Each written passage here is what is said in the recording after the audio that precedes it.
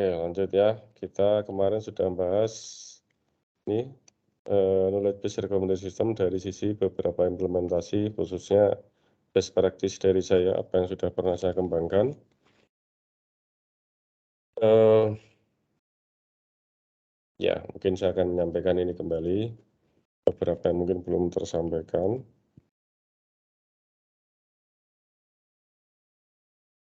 Ya, oke, kita bicara tentang ini sebenarnya kita bicara tentang conversational recommendation system. Kemarin sudah dibahas ya. Tentang conversational recommendation. Mungkin saya singgung sedikit dulu, kembali lagi ke sini ya, bahwa dalam rekomendasi sistem itu kebutuhan pengguna itu bisa didapatkan secara implisit maupun bisa didapatkan secara eksplisit, oke. Nah, yang didapatkan secara implisit itu adalah untuk collaborative filtering dan content based. Oke, seperti itu ya. Nah, sementara yang didapatkan secara eksplisit itu adalah untuk yang knowledge base. Ini didapatkan secara eksplisit. Ya, ini sudah saya singgung kemarin. Saya sekedar mengulang. Nah, oke ya. Untuk knowledge base recommender system sendiri sebenarnya bisa saja dia masuk di dalam non-conversational recommender system. Tapi bisa saja ini masuk di dalam conversational recommender system. Nah, conversational recommender system itu adalah kalau kebutuhan pengguna itu didapatkan secara eksplisit melalui mekanisme percakapan. Jadi ada interaksi yang iteratif ya, iteratif. Kata kuncinya adalah iteratif antara user dengan sistem. Jadi interaktif, apa iteratif ya, antara user dengan sistem. Jadi ya ini nanya, balik, memberikan ini nanya, memberikan jawaban, nanya lagi, memberikan jawaban, dan seterusnya. Ada iteratifnya, itu conversational recommendation system ya. Jadi conversational recommendation system ini kurang N, itu merupakan salah satu bentuk dari knowledge based recommendation system. Gitu ya. Tapi knowledge base pun itu juga bisa non conversational. Nah, gitu ya. Oke. Kemudian, kembali lagi ke sini ya, yang tadi kita mau bahas ini. Sekarang kita akan bahas conversational recommendation atau biasa disingkat sebagai CRS. Dalam, knowledge based recommendation dalam conversational recommendation system ya, eee, ini jadi CRS ini ya, itu sebenarnya dia, menirukan perilaku percakapan antara seorang pelanggan dengan sales assistant, dengan seorang, sales assistant yang berpengalaman, experienced sales assistant. Contoh, misal kemarin waktu saya sederhana aja ya, sewaktu saya mau membeli AC, karena saya itu awam dengan dunia per-AC-an, saya nanya detail kepada sales waktu itu yang di Login Store, Jalan ABC. Ya, dia nanya kebutuhan saya untuk apa, luas kamar berapa yang digunakan, nanti untuk AC ini gitu ya. Ya saya sampaikan luas kamarnya sekian. Oh kalau gitu butuh yang sekian PK, katakanlah 1 PK gitu, itu sudah cukup, ya. Cuma saya bilang lagi, bahwa itu ada di lantai 2 dan di luar lantai 2 itu adalah, kanopi ya, di luar itu kanopi. Nah kalau gitu hawanya mungkin saja panas, oleh karena itu, oh oh kalau seperti itu berarti, direkomendasikan ini gitu ya, yang sekian PK. Tapi ada beberapa produk yang sekian PK gitu ya. Nah terus dia nanya lagi, "Oh, watt di rumah berapa?" Gitu watt-nya. Nah, dan di rumah menggunakan berapa kamar yang ada AC-nya, kan gitu. Jadi itu nanti harus diperkirakan mana nanti yang butuh sekian PK Dan selain itu juga, selain, sekian PK juga nanti yang ada beberapa merek yang dia dapat menghemat, waktu start itu, waktu dinyalakan, apa itu namanya, AC-nya. Nah gitulah, jadi ada percakapan seperti itu. Itu dengan experience sales assistant. Jadi memang sekarang itu dituntut bahwa sales itu seorang ya yang, apa tuh, yang kalau kita masuk ke toko itu dia nanti akan memandu kita ya, sebenarnya tugasnya adalah memandu kita. Dia harus tahu tentang produk itu, sehingga benar-benar dapat, memberikan panduan kita, kepanduan kepada kita, tentang produk. Dan bagaimana supaya nanti kita dapat mengungkapkan kebutuhan dengan betul gitu ya. Nah gitu. Nah karena dia ingin, sistem itu ingin menirukan seperti dia seorang expert sales assistant, sehingga perlu dibenamkan sebuah pengetahuan, di mana kita mendapatkan, pengetahuan tentang knowledge itu adalah dari domain expert. Ya, kalau kita ada bicara sistem ya. Domain expert itu kita nanti, hire untuk nanti kita lakukan, bukan mungkin diskusi ya, diskusi dan juga konsultasi untuk hal-hal tertentu. Nah, nanti dari situ kemudian kita catat dan nanti kita bawa ke dalam bentuk formal. Jadi dari akuisisi pengetahuan tahapannya ya, akuisisi pengetahuan itu kita nanti diskusi dengan domain expert. Oh gini gini gini gini, kalau, tentang pengetahuan di domain tersebut ya. Nah setelah itu nanti ada tahap berikutnya, itu adalah formalisasi. Dari formalisasi ini artinya adalah kita buat sebuah representasi pengetahuan yang dapat dikenali oleh user dan dikenali juga oleh mesin. Dikenali oleh manusia maksudnya, dikenali oleh manusia dan dikenali oleh mesin juga. Bisa membaca dua-duanya namanya bentuk formal. Ya ini banyak, seperti saya contohkan salah satunya ontologi gitu ya. Nanti bisa lagi ontologi, proses WLL gitu ya.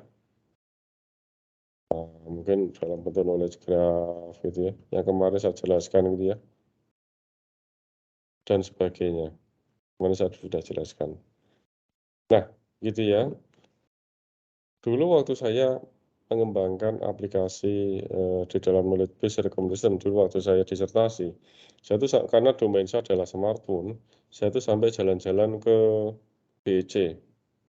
Saya jalan-jalan ke toko-toko besar yang menjual smartphone yang semestinya itu, sales-nya sudah profesional gitu ya, sudah experienced. Jadi dia sudah dibekali pengetahuan tentang produk-produk itu.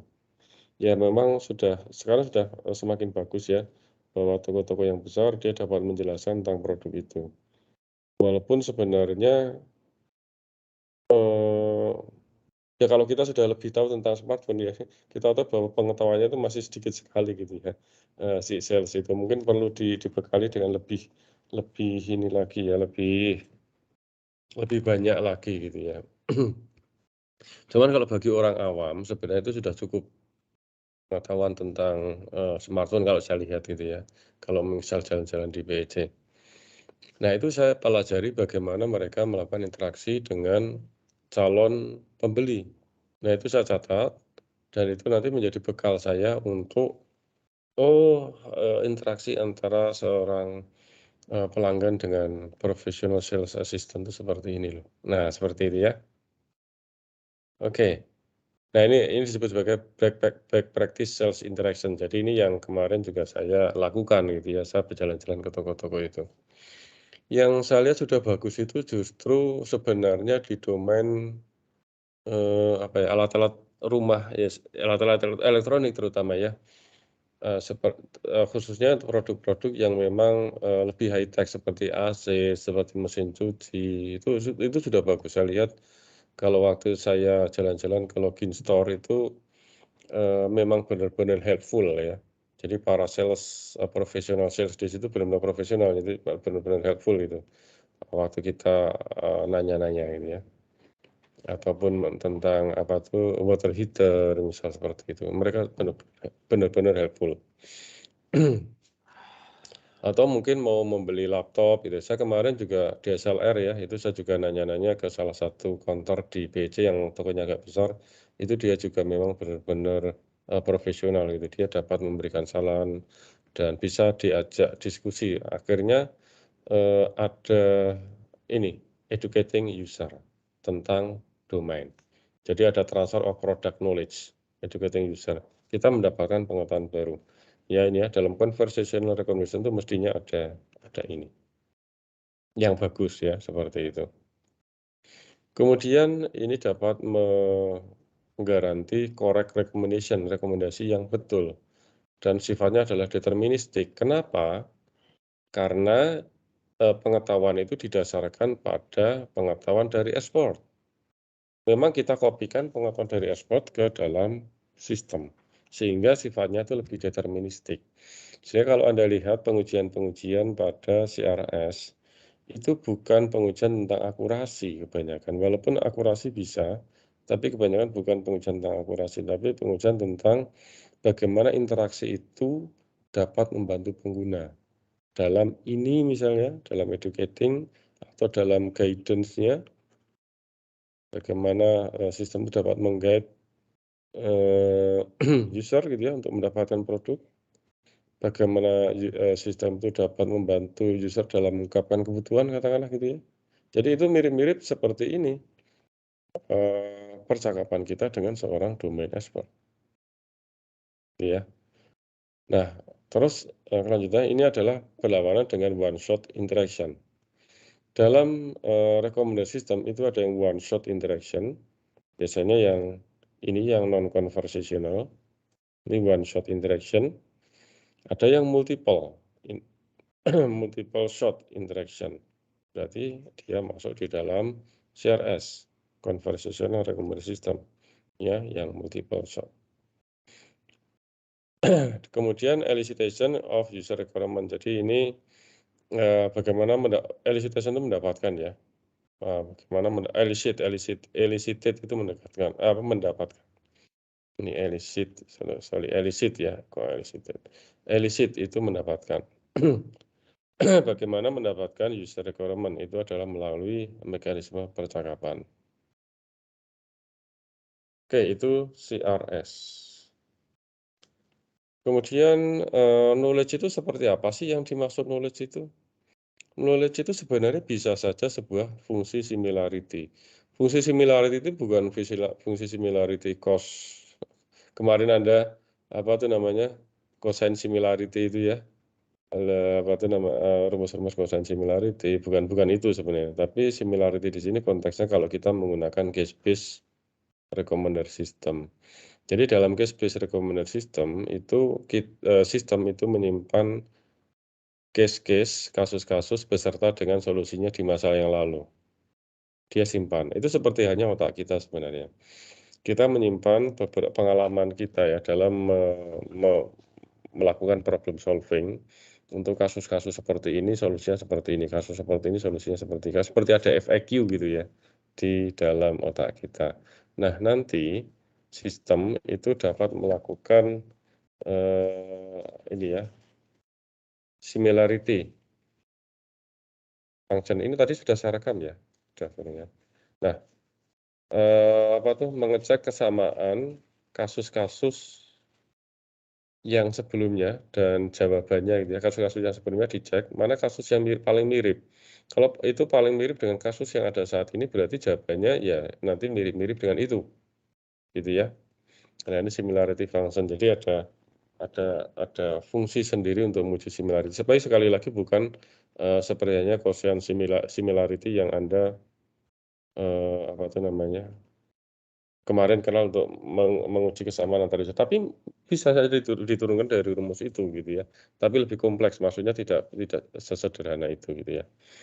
Kemudian, tetap ada bisa juga utility based recommender system, ada fungsi utilitas tertentu. Jadi, misal biasanya ini, terkait dengan kalau ada beberapa multi atribut atau multi kriteria. Ada beberapa kriteria dalam nanti, pengambilan, rekomendasi tersebut. Untuk mendapat rekomendasi memperhatikan beberapa kriteria tertentu. Nah, ini nanti bisa melibatkan sebuah fungsi utilitas. Nah, ini sebagai knowledge-nya. Seperti halnya kalau Anda buka pikniklah.com,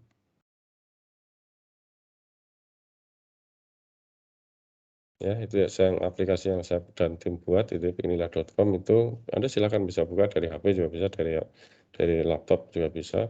Itu, utility-nya menggunakan fungsi multi attribute utility theory. Ya, ya. Terus kemudian knowledge itu juga bisa berupa sebuah logic based knowledge. Nah, ini yang tadi bisa rules ya, yang kemarin saya catatkan di video yang sebelumnya atau di pertemuan sebelumnya bisa berupa rules, bisa berupa ontologi. Ontologi itu sebenarnya adalah rules, tapi secara implisit itu ya, di dalam struktur ontologinya. Atau bahkan mungkin nanti ada plus SWRL. SWRL itu memang benar-benar rules secara eksplisit. Nanti dipadukan dengan ontologi. Nah, itu bisa menjadi sebuah alat untuk melakukan semantic reasoning. Istilahnya adalah semantic reasoning. Ya. Oke. Itu pengertian knowledge ya. Bagaimana Anda merepresentasikan knowledge di dalam sebuah komputer dalam konteks knowledge based recommender system. Oke, mungkin ini besok mau saya buka sebagai topik TA ini ya, cache based recommender system ini. Oke, lanjut. Nah, kita akan bahas sesuatu yang baru sekarang, bukan baru ya, maksudnya sudah dibahas di sebelumnya, ya, yang ini. Maksudnya kita berganti ke topik ini ya. Kita bahas secara khusus tentang constraint based recommender system. Ya, ini memang paling sederhana yang sini. Ini juga agak sederhana. Ini paling kompleksnya sebenarnya dari sini, constraint based recommender system. Kita bahas yang di sini dulu. Nah, constraint based recommender system ini adalah sebuah knowledge based recommender system yang dapat kita formulasikan sebagai sebuah constraint satisfaction problem atau biasa disingkat sebagai CSP. Constraint satisfaction problem. Oke, nah di sini ada beberapa poin. Ada yang disebut sebagai variabel, ini yang menggambarkan item dan XI itu menggambarkan variabel-variabel untuk item, XU itu adalah variabel-variabel untuk user. Contoh ini variabel-variabel yang terkait dengan item adalah ini kalau ini DSLR ya, domainnya kamera DSLR. Ada yang tahu DSLR itu singkatan dari apa? Ayo, ini ditinggal ke warung atau ditinggal tidur ini? Ada yang tahu nggak? DSLR. Kalau kamera DSLR tahu?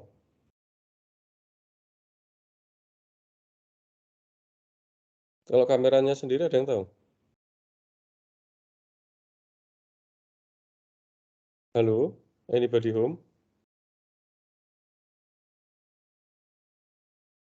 Suara saya kedengeran? Kedengeran, Pak. Ya. Kamera DSLR Anda tahu? Digital single lens reflex. Oke. Cuman Anda tahu kan kamera DSLR pernah lihat? Pernah, Pak. Oke. Itu adalah kamera yang biasanya lebih pro kan?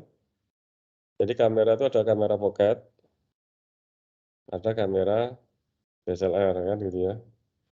Zaman dulu sebelum HP itu kameranya bagus-bagus, orang kalau main sedang piknik-piknik itu menggunakan kamera DSLR. Kalau udah nonton nenteng kamera DSLR itu udah keren banget.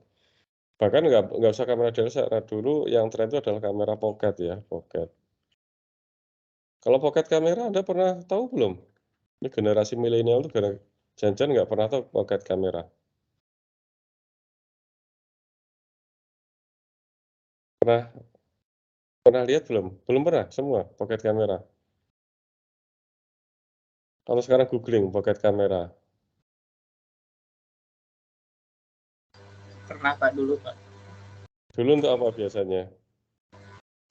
Kalau dulu pocket kamera tuh yang kameranya tuh apa, manjangin otomatis gitu kan Pak, yang kecil yang bisa dimasukin ke saku. Betul. Jadi kamera yang dapat disakuin, kalau DSLR nggak mungkin disakuin, ini harus ditenteng ya. Karena ini yang pocket kamera. Saya dulu juga punyanya ini ya, pocket kamera di awal itu, yang sudah generasi kamera digital ya. Terus kemudian hasilnya nggak puas sehingga saya coba waktu itu beli DSLR. Cuma semakin ke sini, itu kamera HP sudah semakin bagus. Dulu kan kamera HP jelek banget dulu, burik banget itu ya. Nah, dulu sehingga harus ditolong dengan kamera DSLR. Cuma sekarang kamera HP udah semakin bagus. Sehingga saya punya ini pun sudah nggak pernah saya gunakan lagi akhirnya, karena kan saya bukan pengguna pro, saya hanya pengguna, ini, on travel ini. Nah, ini sebenarnya nanti paham di sini sebelum masuk ke sini ya. Saya hanya pengguna casual gitu ya. Nggak perlu yang begitu pro. Cuma dulu kenapa saya beli ini, ya karena dulu kamera HP jelek-jelek. Anda nggak ngalamin kamera HP jelek ya? Saya masih ngalami kamera HP masih jelek-jelek. Resolusinya masih, VGA dulu resolusinya tuh, VGA kecil sekali. Masih kualitasnya nggak karuan itu ya. VGA, kemudian ada yang 1 megapiksel itu udah luar biasa. Resolusinya 1 megapiksel itu udah luar biasa waktu itu. Betul, oleh karena itu harus ditolong dengan kamera-kamera seperti ini, DSLR gitu ya. Cuman sekarang karena, itu sebenarnya pengguna ini aja, on travel gitu ya. Sementara sekarang, orang kan lebih banyak untuk sosial media kan sebenarnya ya. Ujungnya itu sosial media. Kalau dulu tuh ujungnya itu, kalau kamera itu ya untuk di-print, untuk kemudian dimasukkan di album. Kalau sekarang ujungnya ya sosial media, dan mungkin nggak perlu se-pro ini gitu ya. Sehingga sekarang, orang kalau main, jalan-jalan kadang-kadang ya sudahlah pakai kamera HP asal kameranya bagus gitu ya.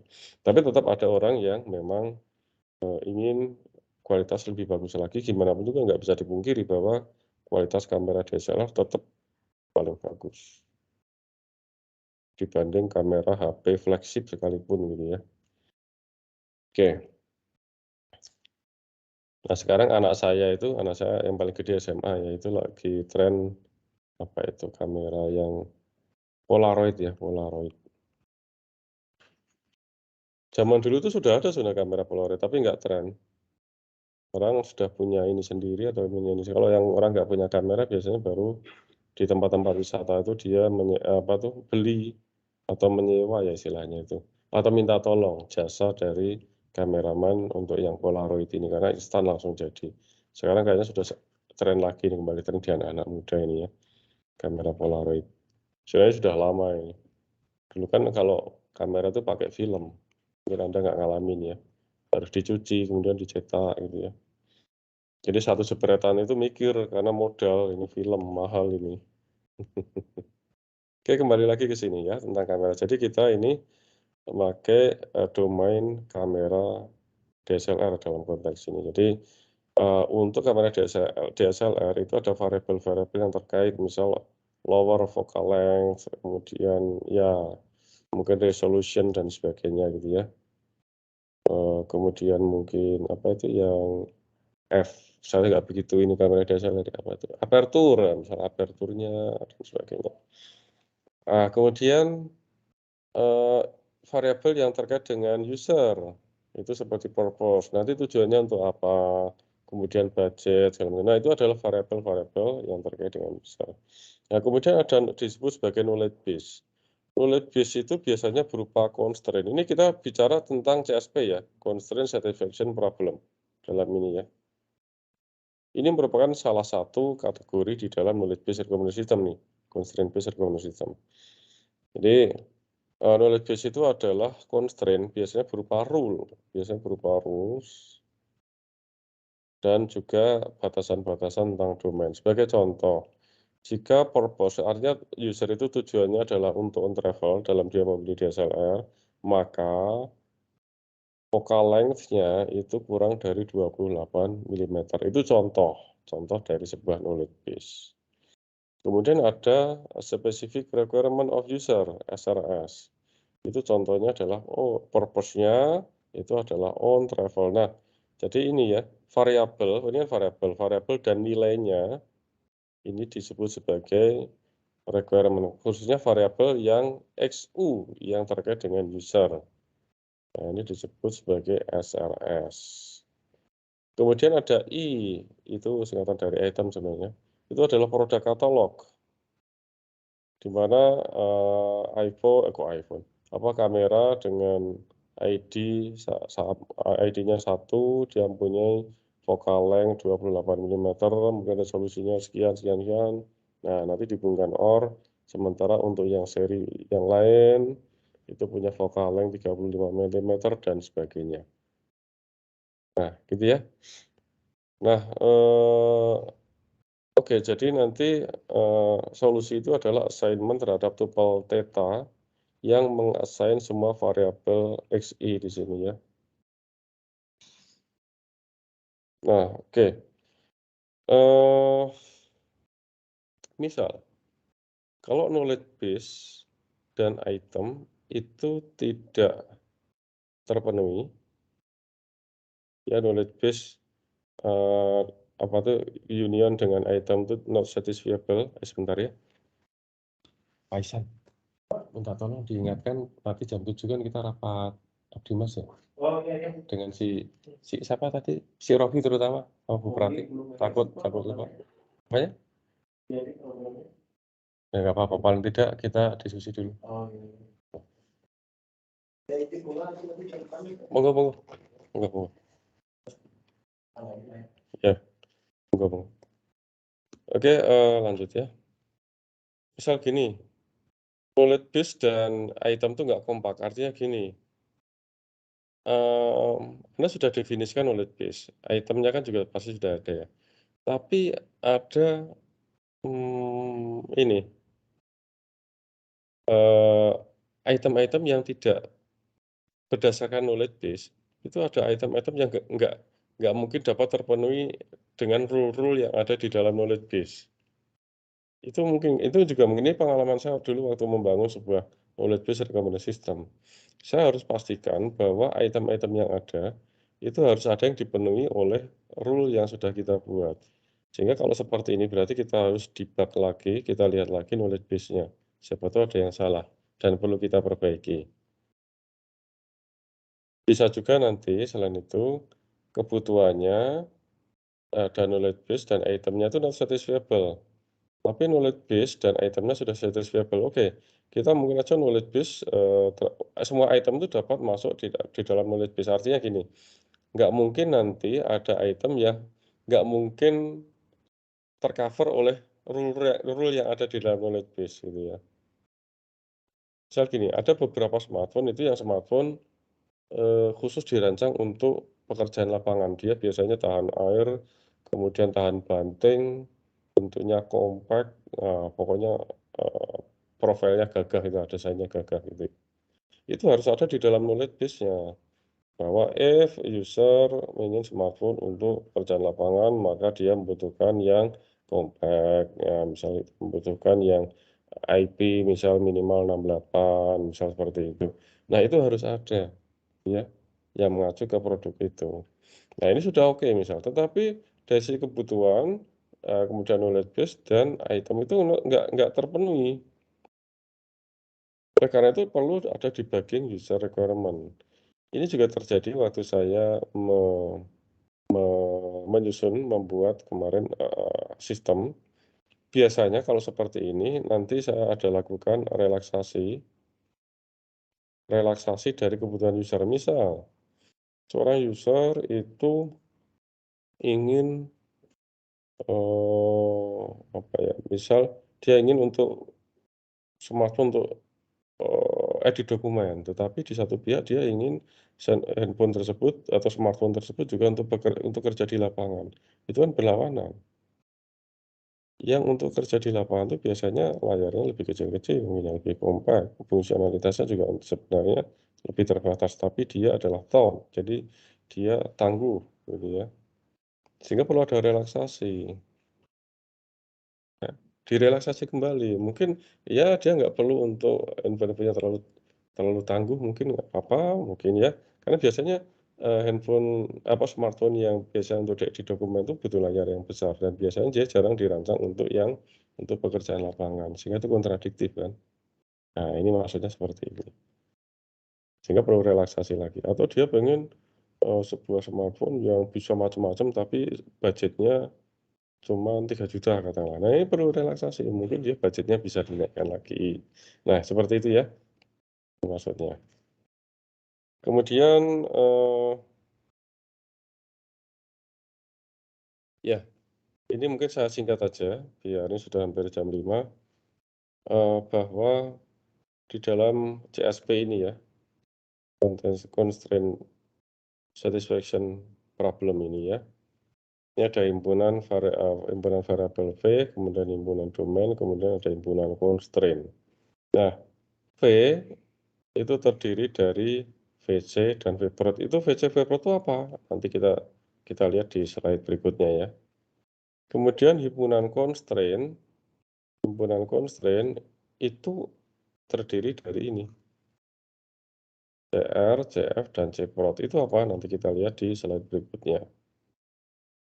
Ya, intinya dia adalah tabel VDC. Kemudian domainnya. Ini bisa saja sebuah knowledge itu nanti atau sebuah sistem itu dapat mengcover beberapa domain. Tapi kalau cuma satu domain ya sudah. Contohnya ada domainnya DSLR saja, berarti domainnya DSLR, kamera DSLR.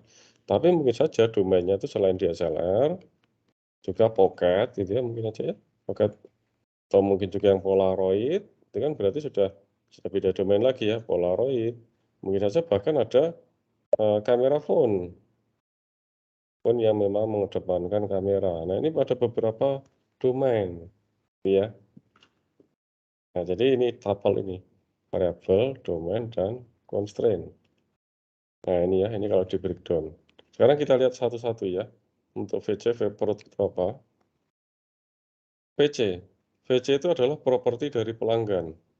Ini merupakan kebutuhan-kebutuhan pelanggan yang mungkin. Jadi, apa ya, variabel-variabel, V kan singkatan dari variabel. Ini variabel-variabel yang terkait dengan pelanggan. Jadi variabelnya beserta range nilainya. Contoh budget atau max price itu antara 0 sampai $100 katakanlah gitu ya. Ini misal saja. Kemudian variable usage artinya nanti mau digunakan untuk apa? User itu mau beli DSLR digunakan untuk apa? Oh, mungkin untuk sekedar sosial media saja, untuk digital saja. Digital dokumen gitu ya. Artinya untuk ya mungkin disimpan digital untuk nanti suatu saat ditonton lagi atau mungkin di sosial media atau mungkin aja untuk small print nanti di print tapi kecil. Kalau zaman dulu itu saya kalau suka ngeprint itu zaman dulu ada ini ukuran 3R, ukuran 4R, 5R mungkin Anda nggak familiar itu ya. Kalau zaman dulu saya ya saya masih ngalamin itu ya. Bahwa kalau kita moto-moto itu nanti untuk dicetak di kertas film. Dan dicetak kertas film itu ukurannya bisa macam-macam, bisa 2R, 3R, 4R, 5R gitu ya. Yang umum tuh biasanya kalau mau versi ekonomis ya 3R, kalau mau lebih keren dikit ya 4R, itu umumnya untuk album ya. Kalau mau yang gede ya bisa 5R, kalau untuk di Figura itu 10R, nah gitu ya. Ini yang terkenal zaman dulu istilah-istilah ini. Yang kategori small print itu yang gimana? Mungkin 3R, 2R ini kategori small print, mungkin 4R sudah termasuk small print. Kalau sudah large itu yang sudah 5R ke atas itu sudah large print. Kemudian bisa saja nanti fotografinya itu digunakan untuk apa? Oh, untuk sport, untuk moto objek-objek yang bergerak. Mungkin saja untuk moto pemandangan, untuk moto-moto wajah orang aja mungkin, atau makro, suka moto-moto bunga dalam jarak yang dekat, atau mungkin ya gitulah, moto-moto serangga. Kemudian VPROT itu adalah variabel-variabel atau properti dari produk yang menjelaskan produk. Misal price itu 0 sampai dengan 1000. Ini adalah terkait dengan produk ya, bahwa harga itu antara 0 sampai dengan 1000. Ini satuannya dolar ya. Kemudian megapikselnya itu bisa 3 megapiksel sampai 12 megapiksel. Optical zoom-nya bisa 4 kali sampai 12 kali dan seterusnya. Kemudian ada filter condition. Ini C ya, berarti sudah masuk C. C ini himpunan constraint. Himpunan constraint itu biasanya berupa rule. Nah, knowledge-nya di sini sebenarnya. Knowledge itu ya sudah masuk rule berarti masuk knowledge-nya. Jadi dia menghubungkan antara properti pelanggan, khusus yang filter condition ya, menghubungkan properti pelanggan dan properti produk dalam sebuah rule. Ya, misal kalau user itu mau ya butuh kamera DSLR untuk last print, maka nah ini ya, jika usage sama dengan last print, maka megapikselnya harus lebih dari 5. Ini adalah properti dari last print itu adalah properti dari user ya. Usage last print itu properti dari user, sedangkan megapiksel ini adalah properti dari produk atau item. Jadi dia menghubungkan properti pelanggan atau user dengan properti dari produk atau item. Nah, itu ya, itu filter condition. Kemudian ada compatibility constraint. Nah, ini CR ya. Ini merupakan nilai-nilai dari properti pelanggan yang kompatibel dengan nilai properti pelanggan yang telah didefinisikan. Jadi jangan sampai nanti kebutuhan pelanggan antara dia kan punya beberapa list kebutuhannya. Jangan sampai nanti kebutuhan satu dan kebutuhan yang lain dalam satu user ya, untuk satu user itu saling kontradiktif gitu ya. Artinya gini, misal contoh ya, dengan contoh. Kalau misal user itu mau menggunakan untuk last print, maka max price-nya harus lebih dari 200. Kalau dia kurang dari 200 nanti kontradiktif, nggak mungkin bisa membeli smartphone yang untuk penggunaan last print. Nah, dua-duanya adalah properti pelanggan, ya, jangan sampai kontradiktif. Kemudian separate. Nah, kalau separate itu constraint yang ya tentang produk, ya itu berarti himpunan produk beserta dengan spesifikasinya itu adalah separate. Jadi ini smartphone lagi. DSLR untuk kode yang P1, dia punya harga yang sekian, megapikselnya sekian, optical zoom-nya sekian, dan seterusnya. Sementara nanti ID untuk P8 itu price-nya sekian, megapikselnya sekian, optical zoom-nya sekian, dan seterusnya. Oke ya, itu separate. Nah, nanti ada requirement. Requirement itu adalah ya kebutuhan dari user ini sebagai input.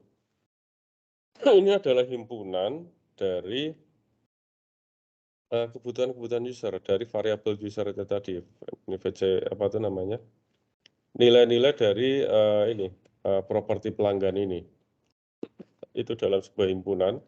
Contoh satu user itu budgetnya adalah maksimal $300, penggunaannya ingin untuk last print, fotografinya untuk foto-moto benda bergerak, sport, nah misal seperti itu. Nanti baru keluarannya, outputnya itu adalah rekomendasi. Rekomendasi itu ya berarti produk yang direkomendasikan. Jadi nanti di sini dirangkum kebutuhannya adalah untuk max price-nya, budgetnya $300, usage-nya untuk last print, fotografinya sport. Nah, produk yang direkomendasikan adalah P8, nilai price-nya harganya sekian dan seterusnya. Ya, gitu ya. Nah, ini contoh kita mempunyai daftar fitur produk yang seperti ini. Ya, ini P1, price-nya sekian, megapiksel sekian, optical zoom-nya sekian, dan seterusnya.